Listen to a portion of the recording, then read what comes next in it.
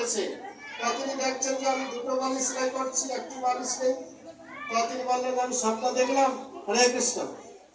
তো জগন্নাথ একটি বালিশ আমার নিয়ে গেছে। তো তার আনন্দ হয়েছে। কেন এই বালিশ সেলাই করলাম যে প্রভু জগন্নাথের সেবায় লাগলো। আবার ভয় হয়েছে কি যে রাজা এখনো দুটো বালিশ আমার কাছে চাবে। তো বলছে ঠিক আছে, রাজা কি বললে বলুন, আমাকে কি শাস্তি দেবে দেখ। জগন্নাথের সেবায় বালিশ লাগলো, এরকম সে আনন্দ পাচ্ছে। হঠাৎ সেই রাজ দরবার থেকে সংবাদ এসেছে যে আমি বালিশ লাগবে, তোমরা বালিশ নিয়ে এসো। তো ওই দর্জি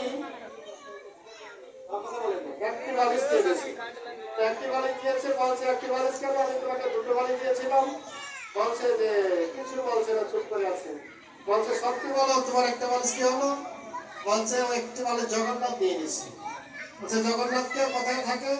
বলছে জগন্নাথ আমার ভগবান, সে পুরীতে থাকে।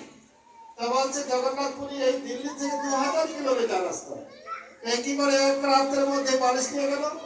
তা বলছে আমার জগন্নাথের হাত খুব লম্বা, হাত খুব লম্বা, সে দিল্লি কি সমস্ত বিশ্ব ব্রহ্মাণ্ডে তার হাত রয়েছে, তা ইচ্ছা করে যে কোনো জায়গা থেকে বালিশ নিয়ে আসতে পারে।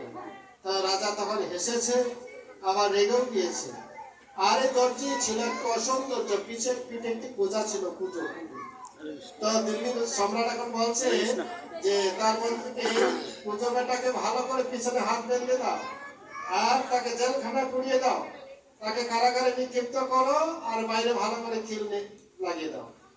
এইবার রাজা নির্দেশ ক্রমে মন্ত্রী তাকে জেলখানায় ঢুকিয়ে দিল, ভালো করে দরজা খিল লাগিয়ে দিল।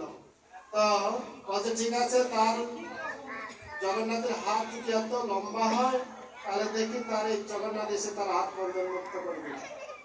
তো এইভাবে সেই কারখানা রয়েছে। এই দর্জি কি করবে, অসহায় ভাবে ভগবানের কাছে প্রার্থনা করছে, হে প্রভু জগন্নাথ, এটি যে আমি জেলখানায় এসেছি সেটা তোমার ইচ্ছা, তুমি যা করো। এভাবে যা হোক কিছু তার কাছে প্রার্থনা করেছে। তো ভগবান দেখছে যে আমার সেবা করতে যদি কোনো ভক্তের এরকম অসুবিধা হয় তাহলে তো আমার বদনাম হয়ে যাবে, নিন্দা হয়ে যাবে। তো কি করেছে, সে রথযাত্র ছেড়ে জগন্নাথ চলে এসছে এখন দিল্লিতে। এসে তার দরজা খুলে তাকে হাত বুলিয়েছে সুন্দর করে, তার সমস্ত পুজো ভালো হয়ে গেছে। সে তার জন্য প্রসাদ নিয়ে আসছে, সে তো খায় না, উপবাসী আছে, ভাতে আছে। তো তাকে মুক্ত করে দিল, ভালো দিব্য শরীর হয়ে গেছে। আর কারাগার, অন্ধকার কারাগার খুব আলোকিত হয়েছে। তো তারপরে কি হয়েছে, সে সোজা ওই রাজার কাছে গিয়েছে, একটি চাবুক নিয়ে গেছে, চাবুক লাঠি নিয়ে তাকে টিকাচ্ছে। আর বলছে বেটা তোকে কে রাজা করেছে?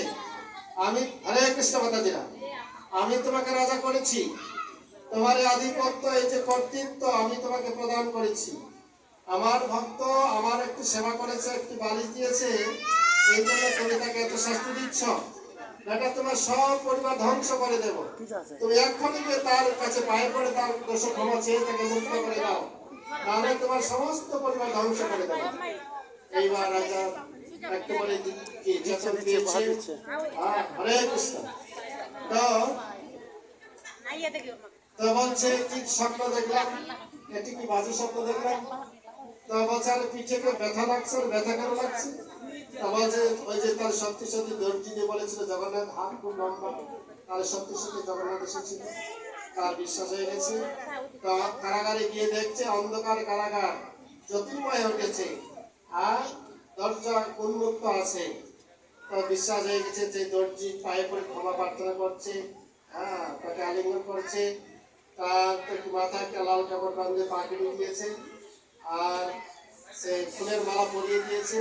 তারপর হাতের পিঠে চড়িয়ে ঢাক ঢোল বাজিয়ে সমস্ত দিল্লি শহর পরিক্রমা করে তাকে বাড়িতে নিয়ে গেছে। হরে কৃষ্ণ, জয় জগন্নাথ কি জগন্নাথের হাত খুব লম্বা, সব জায়গায় আছে।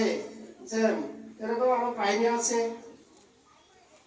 সবকটি কাহিনী। আপনারা তো ধৈর্য নাই, সময় শেষ, তাই না? খুব সুন্দর সুন্দর কাহিনী আছে।